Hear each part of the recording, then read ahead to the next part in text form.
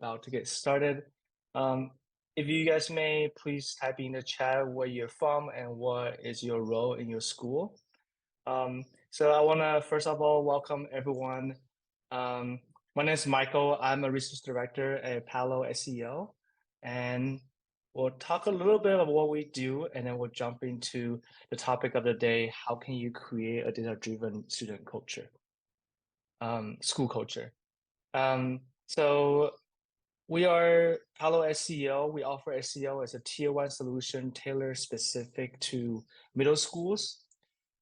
What differentiates us from other SEL is that we have a very concise and integrated solution for you. We have partnered about 15 schools and serving about 2,000 students currently, and all their implementation in the beginning only took about 2 weeks. So if you just start thinking about having an SEO, but you're not sure if you can get enough buy-in, but you just want to kind of have a set time for students to start developing their language, we start learning a little bit about SEO, then Palo will be a perfect way for you. Palo is an effective way to introduce SEL to your students. And not only that, we also have the ability to provide your student insight. And has been has been very helpful to our partner counselors, because now they can start seeing some wellness signals on our platform, and then they can check with the students, sometimes even understand the student a little bit better before they even meet with them. Our approach focuses on three main areas. They are self-management, relationship skills, and learning strategies. And those three pillars align with ASCA and CASEL's framework. So if your school is already pushing you to align with the ASCA student standards, Palo SEO will definitely help you, as well as if your school is pushing for a curriculum for CASEL. All right, so that's enough about Palo. And if you're interested, feel free to check our website and then schedule your one-on-one with us. All right, so that's a little bit about us. Now it's my honor to introduce Cynthia to be as our panelist here. She will share her experience and wisdom as a seasoned counselor as we go through how can you use AI to empower your data analysis. Cynthia, would you like to introduce yourself a little bit? Sure. Thank you so much. I was a school counselor for 25 years. I was in education for 31 years. I was a special education teacher before I was a counselor. And now I'm creating a business at home for teen anxiety and working with clients one-on-one from this room. But I'm happy to be here to help talk about school counseling stuff because I loved that job. Yeah, and this year we not only meet on the webinar, we also meet and talk about what are the different tools that we can provide counselors to really make your work uh, easy, but mostly effectively.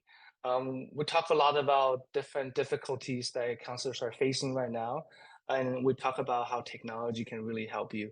And I remember a few weeks back, Cynthia and I were just talking about this product called Notebook LM, and how that was be able to empower her to consolidate her counseling notes, and so she doesn't have to dig what did they talk about on a certain day. Rather, they can just ask the AI to go search her counseling notes, which is super powerful. I personally do a lot of counseling with students, and just searching for what we talked about before while you're handling hundreds of students, it's very burdensome. But now we have this technology, and I definitely want to talk about it and see what tools out there to help counselors like you guys. So before we begin, I would like to express my gratitude to all the educators and leaders tuning in today. When I was at school, I always appreciate adults who was very supportive to me. And I'm sure that in your life you have had someone who kind of inspire you to become a better human being. And that very often are educators and the teachers that you met in school. And so here, the Palo team and I appreciate your dedication, and we'll be thankful for your participation in the webinar. So whenever you see a little microphone on top of slide. That means we're open for participation, and then that's also where Cynthia and I will discuss her experience and how AI can um, improve or make that practice more effective. All right. So we have one person, Mary, just joined us. Mary, welcome. We haven't started the webinar yet, so you came at the right time. If you can, please share the district that you're in and then your role in your school in the chat. We're happy to get to know you a little bit. All right. So today we're gonna do a check-in exercise first. So I want everyone to just type in a word in a chat. Um, that word, what word comes to your mind when you hear about data? For me, I'm a very data-driven person, so I love collecting data, but sometimes I just don't know how to deal with it. In general, I think data is very intriguing, but also just an interesting matter to look into. Cynthia, what word comes to your mind when you hear data? I was thinking time consuming. Yes, it is certainly. Now, we used to have not enough data. Now it's just way too much data. Mhm. And we have Mary say numbers.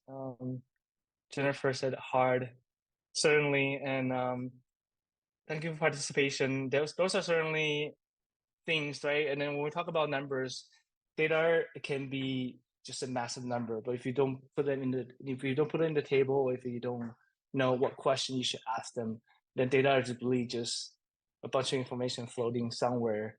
I always think about it as like you're mining gold. You know that there's some useful information in a pile of data, but you have to kind of trust it and knowing where to dig. But when you find gold, it's very, very helpful. I'll talk more about that.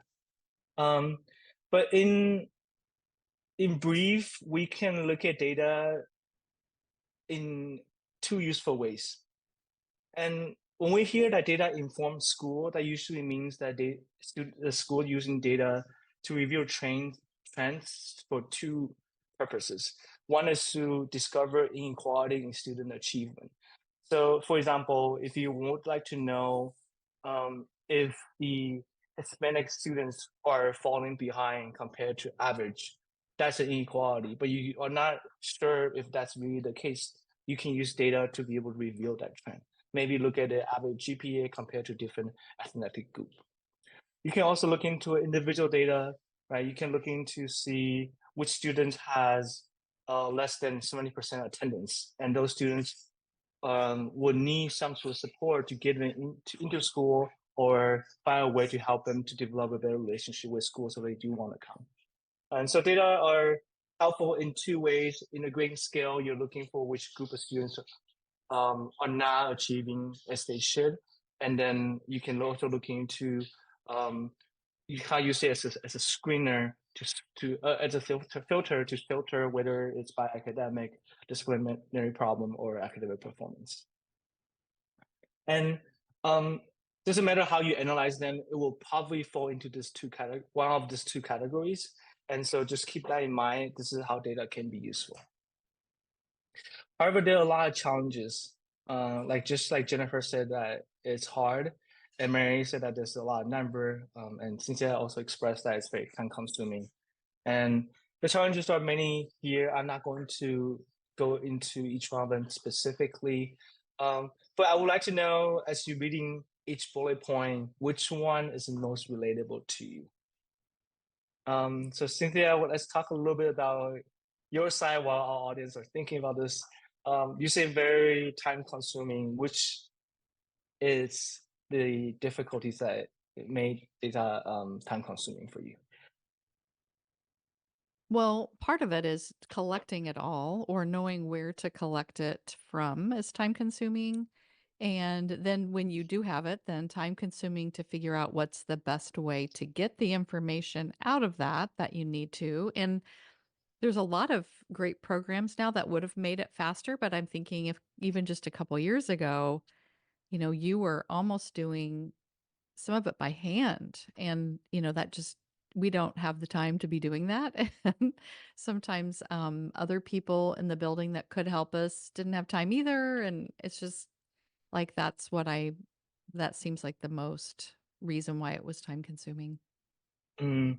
Yeah, I can remember when I was in high school, and this is probably gonna date me, but um, I remember it used to be a sheet of paper, and then you fill out a survey, right? You put in check in the box, and then halfway the I think Scantron was invented. And I was like, oh, this is amazing. Now they don't have to grade it anymore, but we'll have to fill the Scantron correctly. So it's always like you cannot do a cross, you cannot do a circle. You have to make sure you fill out the boxes. But that certainly helped a lot. And I'm sure that all of you now use Google Form. And just think about that kind of technological leap from answering survey on paper. Now you're just sending out a link to Google Form. And the premises of all these webinars that Cynthia and I were discussing and presenting to you guys, it's all about how can you use technology, and they're not necessarily complicated, but it's a great substitute that will increase your productivity just like Google Form. And here's today we'll talk about how you can use AI just like that. Mary said that she totally agree with Cynthia. It's very time consuming. Right. However, before we jump into data, I want to emphasize that a problem well state is considered being half solved. So asking the right question is the most important. Please don't look at the data and be like, oh, seems like Hispanic people, students are not doing so well, and then you just start um, think about what kind of intervention you should implement. Instead of what you should do is if you look around and then you do see there is a trend of underachieving students, what you need to ask is why are they underachieving? And the data will be able to help you to answer that instead of immediately judge that this is a group of students that need help. Maybe there are some underlying stories that are worth discovering. So lead with the questions and not data, but data will certainly give you some ideas of what kind of question you can ask. So the first thing you want to think about is what is your question? How will you answer that question? And then how will you gather that information? And sometimes the information might be easy to gather. Right? It can be just ask your IT director about the attendance, or you can ask them about discipline records. And sometimes you can distribute survey, and the survey is typically the harder end of it because you have to work with your teachers, and then you have to make sure that students have that time to fill out that survey. And the next thing you want to think about is how can you make sense of that data? Are you looking for a trend? Are you looking for an average? Or you're looking for a disperse of student performance? And lastly, how will you use your finding? And this is something that Cynthia and will also talk about a lot. Is like you can have a great idea and you can have the most effective intervention, but if you don't collaborate with your teachers, nothing really gets done because you're just one person and you really need a team to be able to serve your students. We're going to go through answering how you can develop a data-driven culture school by figuring out these 5 questions. So that's all we're going to do today. Our learning objective today is first how to gather and analyzing data. Excuse me. The second thing is how do we integrate our findings into school's broader missions and objective, right? Because you have your principals want something, you want something, and your teacher wants something. How do you make sure that what you're proposing align with their needs? And it's a big work because not only you need to develop the data, you have to analyze the data, you have to find the data, and you have to sell the data. It's a lot of work, and AI will be able to help you to do this. Where I'm going to share with you at the very end. So get excited about it. And then the last one is how do we use AI to really stitch all these things together and develop a smart goal. So you can share smart goals in your faculty meetings. You can share smart goal with your principals. Ultimately, get everyone's buy-in, so we can now start helping, whether it's a group of students who are underachieving or you find a risk such as bullying or um, high suicidal rate on your campus. So let's talk about data now. So the pivotal role of data is very important. You can use data to do many things, mostly monitoring, identify, and understand student behaviors. You can use those data to close gaps to assess the effectiveness of a certain program or improve the program that you're providing for students. And then, like I said earlier, if you can simply share your finding with the stakeholders, your principals and your teachers, and you'll be able to influence them. So it doesn't have to be an intervention. You can use data to do many different things. Depends on your bandwidth and then how much you can really influence your school. So first, I talk about data collection, the time-consuming part of it. Um, there are high effort data that you can collect. There are also low effort data you can collect. So the low effort data are the data that already exists, right? We all know that your school will probably track students' achievement in math and English.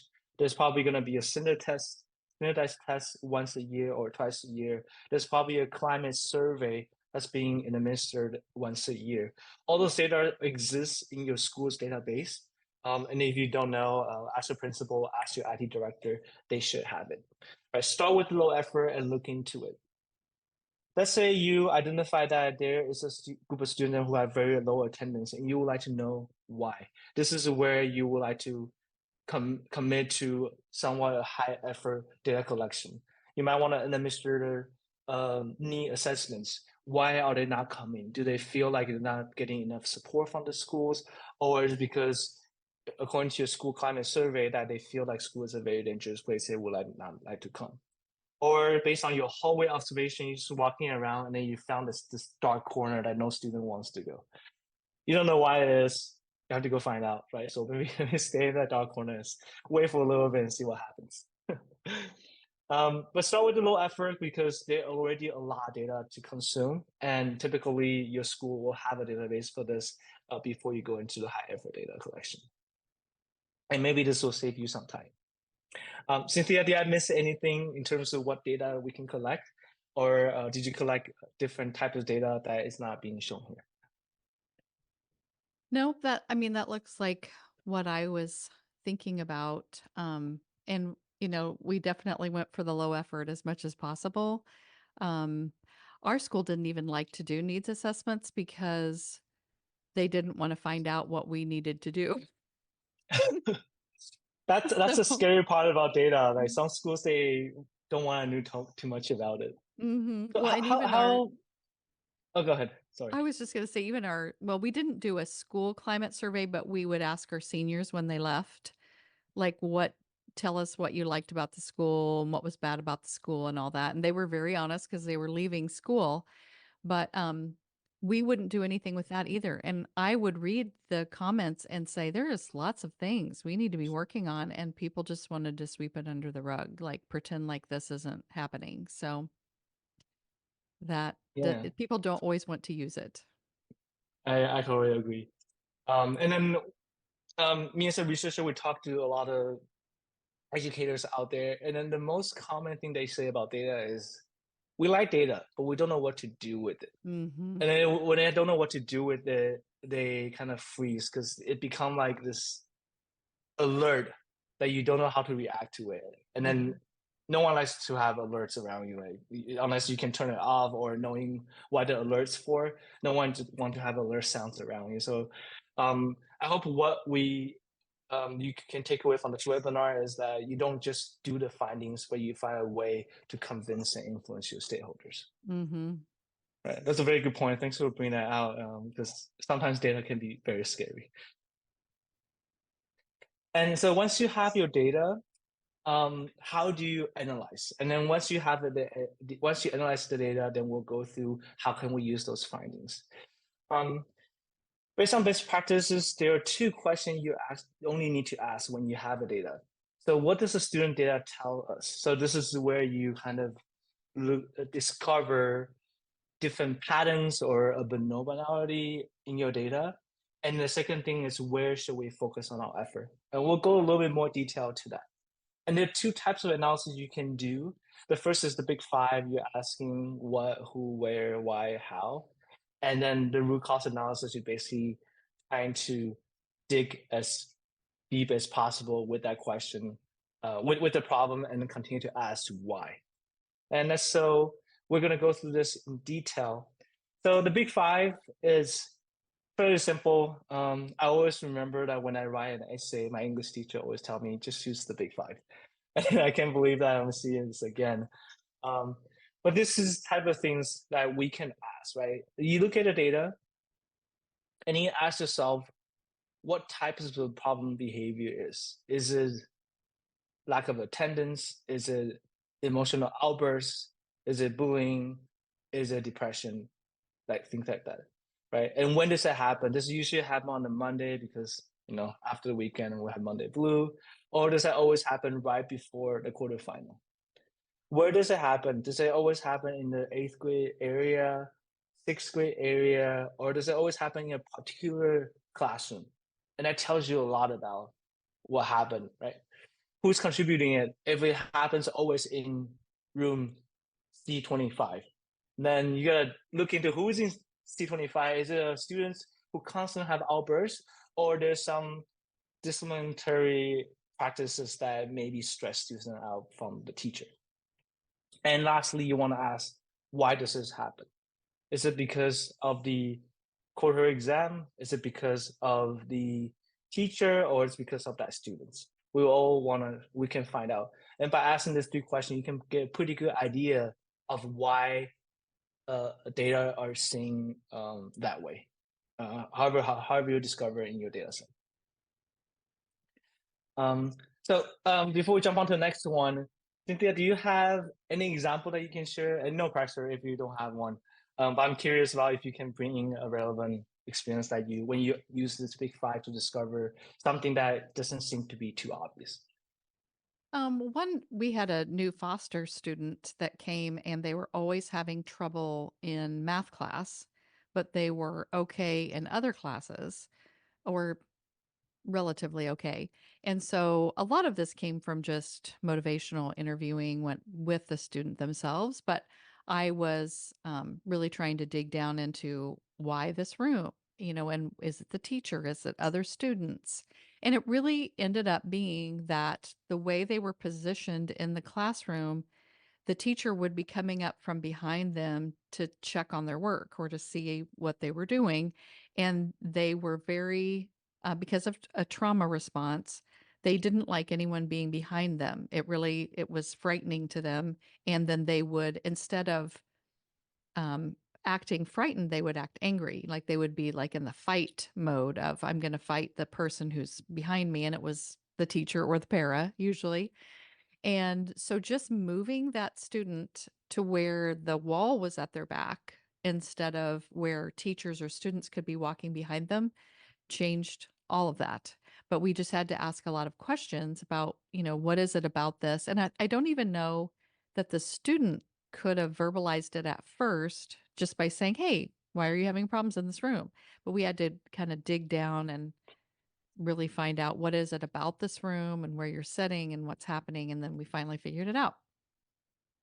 That's a great example, and I totally agree with you that sometimes the students might not know how to communicate their what's the cause of the anxiety, and that's why they are in school, right? They're still learning about themselves. They're still learning how to communicate. So us being proactive to identify what the problem is can really help our students rather than just judging them at the surface. And the root cause analysis is where how Cynthia was presenting, like we continue to ask why. So in that example, if we don't ask the student why do you not pay attention in the classroom, and if they don't answer, if they let's say they answer that I don't know, it just um, something got me really nervous. I don't know what it is. And you can ask them why, what are the things that makes her nervous? And maybe she will say that whenever someone walk by me, I get super nervous. And you can ask them why. And then maybe they end up telling you that just because their back is not against the wall, that got them really nervous. And I think a lot of people probably don't even know that. I remember I had this conversation with one of my best friends, and we didn't even know about this, but when we were sitting down for a coffee chat, he will always choose to see to have the seat that's against the wall, and that's also the position I would like to sit. And then we didn't know that we're both going for the same seat until like one day he's like, why did you come here early? I was like, I don't know. I feel like if I come here early, I can pick the better seat. He's like, what's the better seat? That's just the seat against the wall. And that's where I always want to sit. And so I think that's a very interesting case. Like sometimes we're not even aware what causing our certain behavior, even if we're adults. And so not alone that students are just learning about themselves. And so be able to ask why is very, very important. And I want to present you guys this example. Let's say you have a tier one program that's not effective, right? And simply saying we just need another tier one SEL is not going to solve the problem. You can ask the first why. And then you look into it, you realize that students are off task and then they're just not paying attention to your SEL, right? And then you continue to ask why. You realize that it's not that they don't like the work, they just kind of getting distracted. They feel like I don't trust this program, I don't want to do it. And then you continue to ask why, and you realize that they miss a year to school and they're just not comfortable. So it's not about a tier one program, they're just anxious about all different classes. And then you realize that maybe what they need is a coping skill. It's not an effective tier one program because they're anxious all around. Now, what you really have to work on is now looking into what tier one program will give them the coping skills rather than thinking about we just need a different program, right? And that certainly will help you to make a better decision just simply asking why. And then by asking why, you might not be able to discover this easily. You do have to dig into the data, right? So if you're looking into the data, you realize that, oh, the completion rate is really low.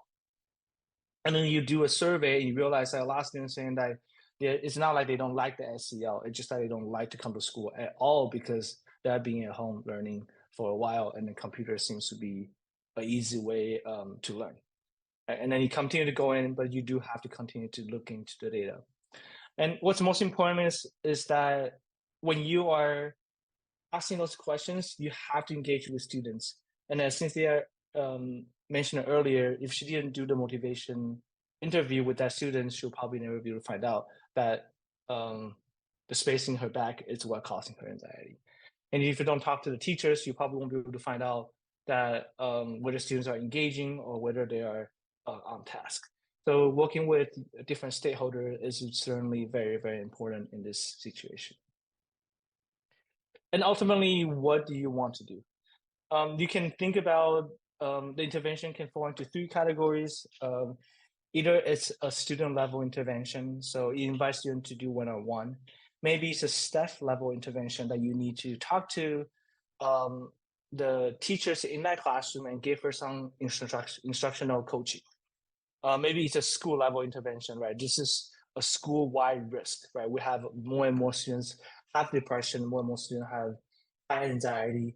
How do we change the school environment so students doesn't feel so anxious coming to school? So you have to make that decision. But again, the reason of this is that you can see doesn't matter which one it is, it require collaboration, whether you collaborate with your principals, teachers, or even just one student. So let's talk about that. There are many ways that you can collaborate for counselors, and I'm not qualified enough to talk about this. So Cynthia, we often talk about this, and I think you have a lot of wise way to bring teachers to be on your side. So it doesn't seem like adding work for them, but rather that through your narrative, you're helping them to accomplish or even save them time. So can you share an example that what do you typically do when you would like to initiate a collaboration with teacher? I try to meet with them at the beginning of the year, especially new ones, and I do that one-to-one. I look at, well, in our school, of course, each teacher had a plan time, and I would have all those plan times written down, and then I would go visit different teachers during that time or, set up a time ahead of time so I knew that they would be available and could visit with me and just ask them the kinds of things that they needed. How could I be supportive of them? I was the counselor for students who had IEPs for the last 3 years, so they really wanted to talk to me for help with how do you accommodate students in the classroom and so I would assist them with that sometimes if they didn't have a skill in, how to make their paper documents into electronic documents. I could show them how to do that. I could even get a student aide to do some of that work for them, just like putting the work in as digital form and then they could do something with it later. Just really just offering myself to them. How can I be of service to you?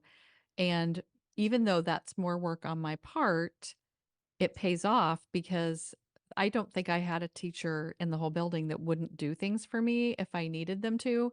And so if you put in that initial work at the beginning to build a relationship with them, then when you really need them to do something for you because you don't have time or um, they need to advocate for something, they will do it for you because you have a relationship with them. Yeah. And then I think the magic word is how can I help you? I think you told me about this, right? And then if they have a student that they don't know how to handle, and then you just simply offer help, I don't think any teacher will reject that, but you do have to initiate that. So later on, if you want to implement something, they have that they have the trust in that you are ultimately going to help them rather than taking their classroom time away. And teachers actually want your help. A lot of teachers will be more appealing to stay in school, especially now there's a high teacher turnover rate. Um, it's not because of the pay, it's because of the exhaustion of dealing with students. And so you as a counselor can offer them a lot of help. Your education can really give them a lot of useful practices and make their work more efficient. And then so any sort of instructional support or even academic support I offer a TA, help them to digitalize their homework, it's always going to be a great help because I think teachers are just really, really busy and they have so many things on their plate. And then when you come to them and say, hey, I want you to teach this, that's basically a no-no, and then they're definitely going to reject it. But if you come to it and then offer them some help, then they will think that they're getting help from you rather than you are assigning them more work to do. Um, so there are a lot of things you can do, as I already mentioned. They can relieve teachers from some of the non-instructional burdens and give them more time to focus on instruction. There are many ways to collaborate with teachers. Cynthia have already shared that with us, and I really love that because I think at the end of the day, it's not how much I have offered you. It's really a collaborative relationship, and then we're all here for students. It's just that we have different roles, and then if you play your role well, then the whole campus will be more collaborative. And then, of course, you need data to back you up, right? You cannot just blindly propose that this is what will help the students. You have to have data to back it up. So we'll skip this and then we'll talk about this streamlined progress. So we walked through a lot of things today so far. We talked about how do you use data to discover areas of concern, how you need to consider your school goals, and maybe even look into individual student profile and the school profile. Um, we all love and hate small goals. We love small goals, but we hate making them. And ChatGPT is a great tool for you guys to use. It doesn't have to be ChatGPT. It can be Gemini or Claude, whichever that you feel comfortable using, whichever makes sense for you. But there are a lot of free AI tools out there. You want to integrate that small goals with your data. So once you have a data-driven small goals, then you can start your intervention or collaboration with your teachers. And we will be able to do all this in a very short time with the AI, with the help of AI. And let me show you guys how we can get it done. If this is a lot to take in, we prepare a 90-day action plan for you. And of course, if you can speed it up and finish in 10 days, go ahead. I accept the challenge to give it a try, but I think 90 days is a decent amount of time. So let me walk you through with you guys so you know how you can implement this uh, at your school. So all this link will be shared in your email after the webinar. So don't need to worry about where to find this. It will be in your email. It's being broken down into 3 phases. The first phase is to get some idea of the data, right? You do want to ask the question, but you cannot just blindly ask the question. You do have to have some data and look into different maybe bumps or trends that happen to give you some clue of what question you want to ask. You can administer some high effort data collection, such as knee assessment. And then if you don't have a knee assessment already in your school, you can also just make a copy of this. We adapt this knee assessment from education, I think West Virginia Department of Education. Um, and I think this is very commonly widely used for many different schools. And then of course you can also edit the school form according to your need. Once you have some data, whether it's from your low effort data, such as academic achievements, attendance, then you can start asking questions. What kind of problem? When does it happen? Where? Who contributing and why? Do a root cause analysis, continue to ask why until you cannot ask why anymore. I love this exercise because you always discover something new by continuing to ask why. I think the best thing is that you'll be very confident with your decision at the very end because you have asked enough questions. And lastly, don't depend on just data. Make sure to do a whole way observation, engage with teachers, students, sometimes even parents, to confirm and get some insight. What do they think is the cause of the problem? And once you have all this data collected in your notebook, you can come to ChatGPT prompt for SMART goals. Okay. Here are instructions, and I'll show you guys how to use this. This is all templates, right? So whenever you have a bracket, this is where you want to insert your school profile, your student counselor ratio, average number of student counseling per week, average daily attendance, all the good stuff about your school. You can continue. You can add more things to it, but this is designed to help the AI to understand what the strength and constraint for your practice, right? So if the leadership focus of the year is bullying, and you really want to help them with coping strategy, you have to integrate the bullying into coping strategy. So maybe you have to find a way to bridge the idea that coping strategy will reduce some of the violence on school because now students are more regulated. And by including all this information together, the ChatGPT will be able to generate a small goal that's tailored to your school profile. Area of concern, you can delete them. If you don't have attendance improvements, you simply just do that. But this is all the area of concerns. And if you don't have data for that, or you just simply don't have a concern, you can delete that section and then just keep whichever you would like to include in your small goal. Right. And once you've done that, then you just have to copy and paste the whole thing into any of the AI. Right. So I'm going to use Gemini from Google as a demonstration. So I can say, I think the average 1 to 50, 1250, and let's say we don't need this. 80%. On resource, you have a high teacher buy-in, supportive principal. This is, of course, very ideal situation. And respectful parent. Right. Constraints, 9 out of 5. Okay, and that's very realistic. Leadership focus of this year, I think the recent focus is develop better peer-to-peer relationship.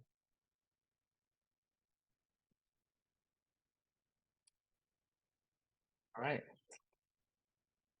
And I don't have any, actually, so we don't have any attendance concern. Let's say we have some concern of the academic achievement. Okay. So we can say the score of standard test was 30% lower than last year. Okay. And desired outcome, let's say we want to maintain our score above state average. Okay, let's say just that's the case. Okay. And you guys get the idea. I'm gonna delete all of them, otherwise it will take a lot of time. So we're just gonna delete all this problem, assuming we don't have that. Right. So you can see we integrate a lot of things to it, right? We have the constraint. We need to have better peer-to-peer relationship. But the problem is academic and see how it does. Right? So we'll just enter this. The baseline provided, it suggested you to do this. Right? You can increase positive interaction by 20%. And here's all the things that you can use to convince your stakeholder. There's an implementation plan that you can potentially use. Here's how you measure success. You have a second area of concern is academic achievements, and this is something you can do, right?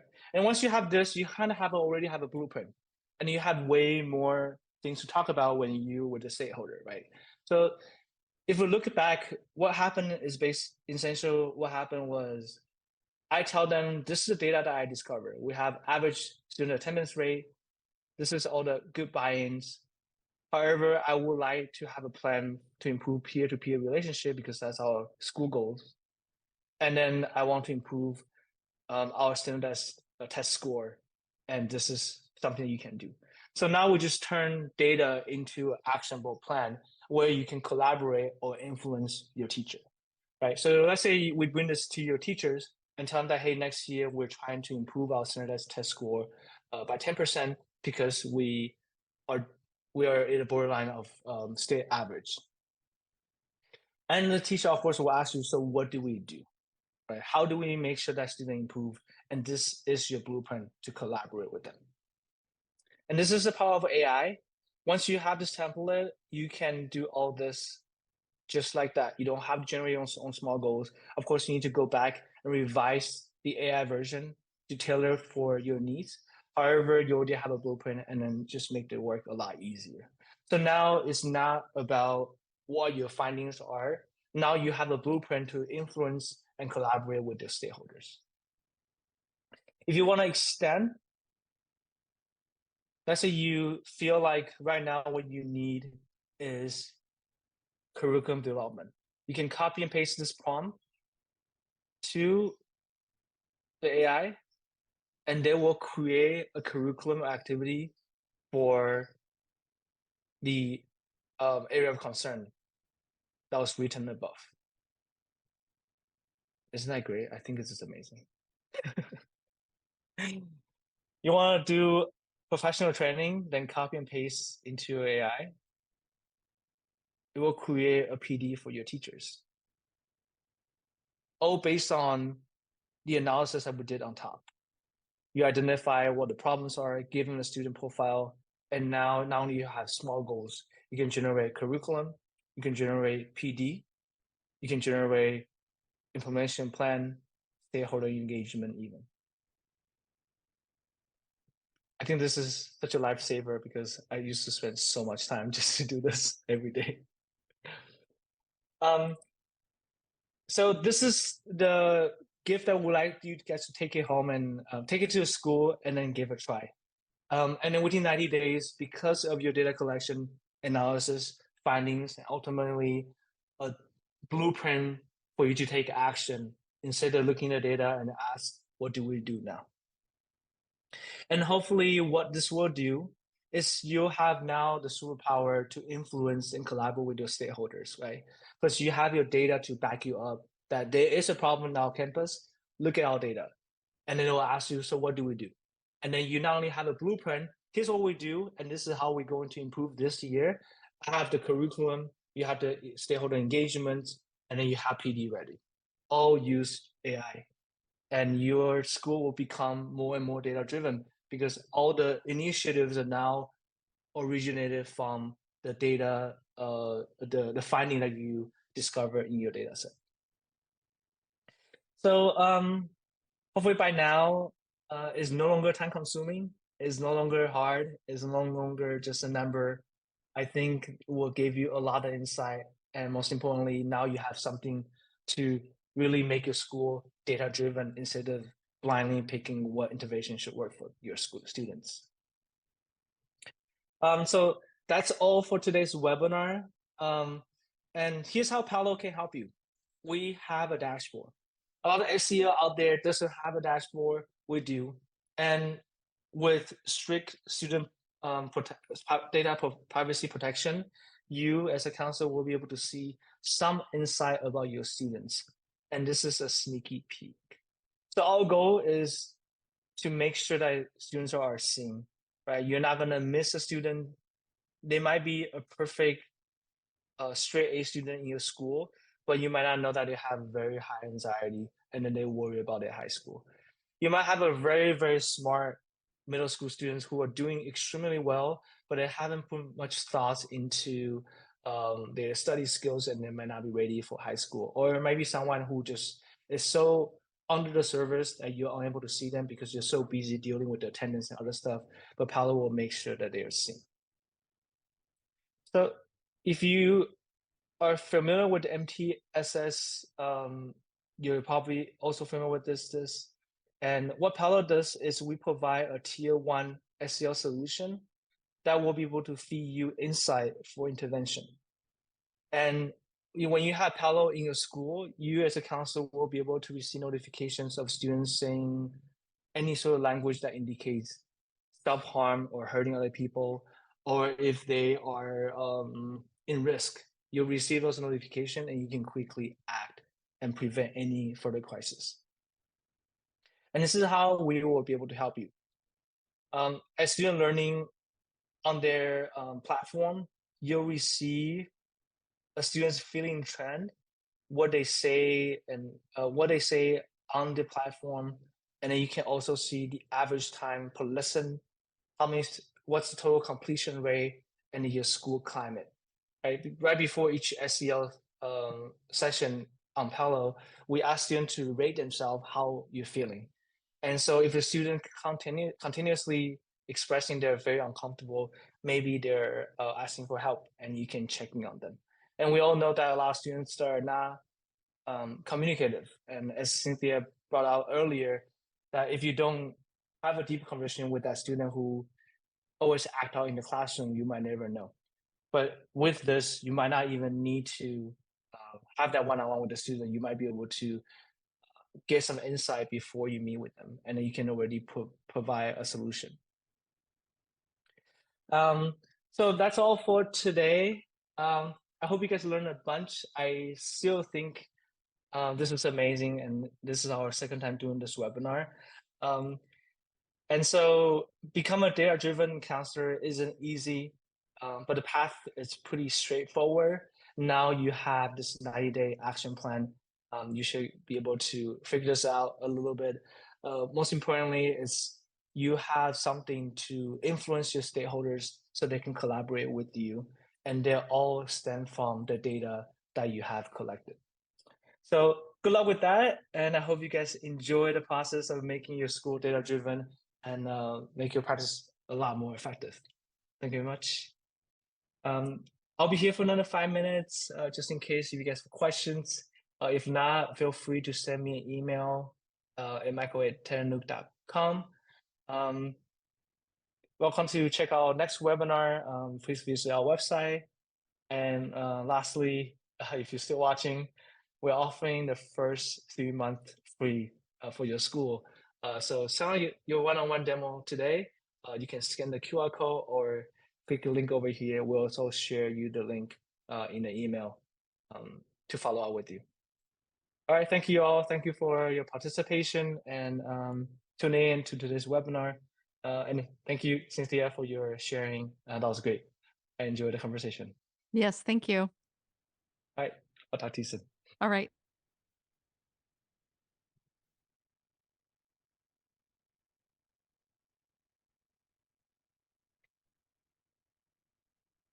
Hi, Mary. If you don't have any questions, I'm going to close the webinar. Hope to talk to you soon in our one-on-one demo. Bye.